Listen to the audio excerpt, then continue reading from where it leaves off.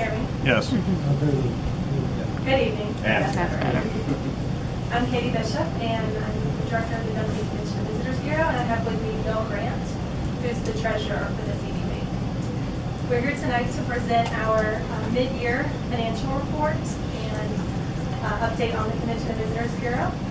I want to first share with you the numbers for the Smith Travel Research. These are the numbers I share with you each time, but they are the national standard for hotel occupancy in our industry.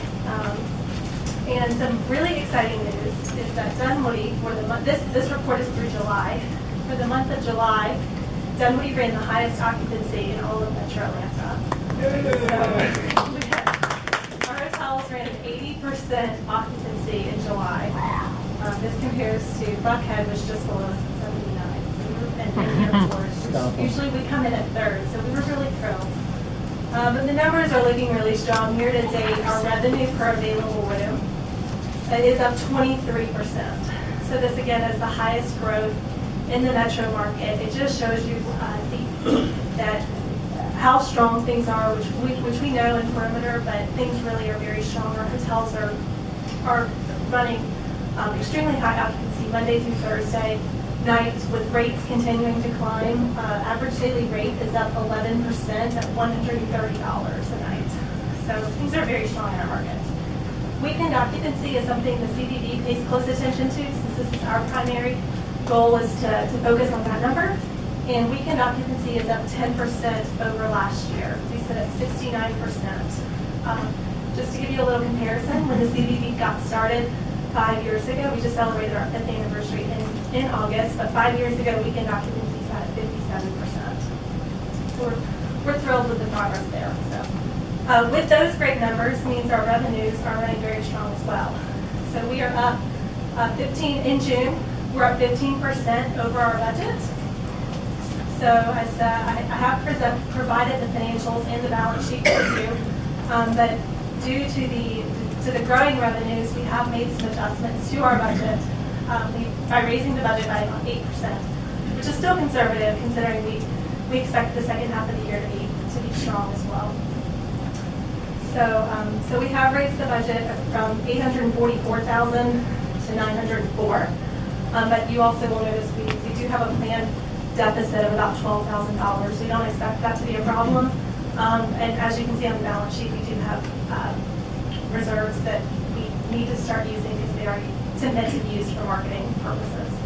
So just want to note, because I know this is always of interest, that as we raise the budget and allocate more resources, we continue to allocate the resources to the marketing and promotional line items.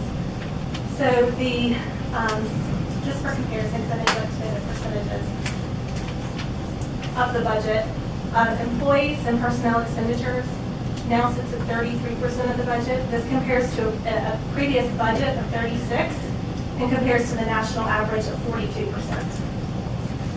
Administrative, that did not change. It still sits at 13%, compares to a national average of 12%.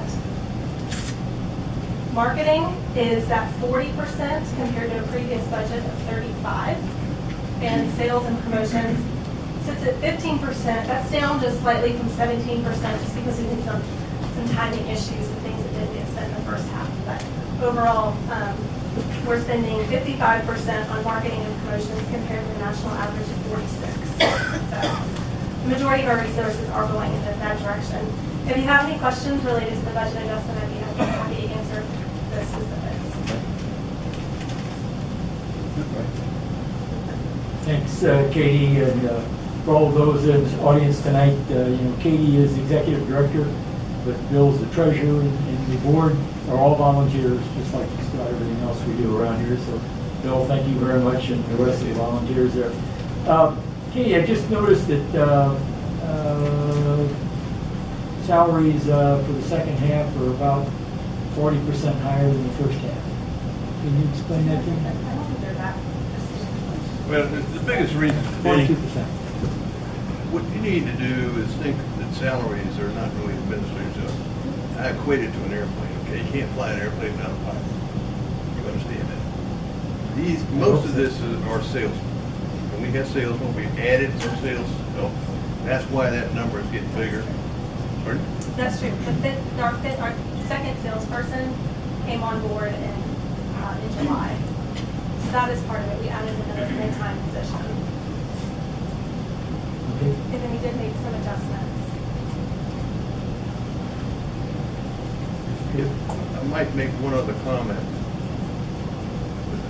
We came out here 3 months ago and said, you know, we're going to investment spend because we got this large surplus that's really not our role. Our role is with people, hotels. And so we're investment spend. I made the comment then that we're probably going to wind up chasing ourselves. And what's happened here is that even though we intend to investment spend upwards of 40 to 50,000 a year, we're not doing it, and we're not doing it because our revenue is growing faster than we anticipate. So we still look for opportunities. When we see something, some promotional opportunity, we will go on and change that number again. But right now, we're only investing spending 12,000. Okay, thank you very much. Y'all do a great job, and I really appreciate it. Other thing, when we started here, we started this thing, Katie, you remember we asked about a metrics. How do you judge success metrics? Sure. I think all these numbers you gave us tonight. Sure, I can give you some Probably sales. I've got some sales numbers to report as well. Those are the closest we can offer in terms of objectives, which is what our two sales team members focus on. So sales year to date, we have so we have two ways we measure sales. The first is our main purpose is to offer opportunities to the hotels. We obviously once it gets to the hotel, have very little to do with freight and booking. There's a number of reasons they might not book. But leads distributed year to date, we sent 111 leads to the hotels. This compares to 86 this time last year. And we have an annual goal of 158 leads. Leads booked year to date is 16 leads booked. And this is an economic impact value of $2.5 million. That's an economic estimate from a national standard, averaging the rate plus the average spend that visitor, whether they're a business traveler or a leisure traveler, will spend, depending on which type of group they are, will spend in the community while they're here visiting. So those are the two numbers. Our sales are up, and the sales team is on pace, actually surpassing the pace to meet their annual goals. Thank you. I also just wanted to share, it was related to sales, share with you that our Director of Sales, Andy Williams, was named by Georgia Association of Meeting Planners International Supplier of the Year. So that is an award provided to an outstanding CDB or hotel member in Georgia. So we're really pleased with that. So just wanted to share that award that year. Thanks. Thank you. Thank you. Thanks. Katie, I don't have any questions, but I wanted to say to you and Bill and the board, keep up the good work. It's a tremendous job. Your hard work's paying off, as you heard from the numbers tonight. We so appreciate your contribution to building a better Dunwoody and contributing to the revenues of the city. And for our infrastructure, every time we pave a road, a little bit of that money is coming from the CBB. Thank you so much. Thank you. All right, thanks a lot. Great news. Let's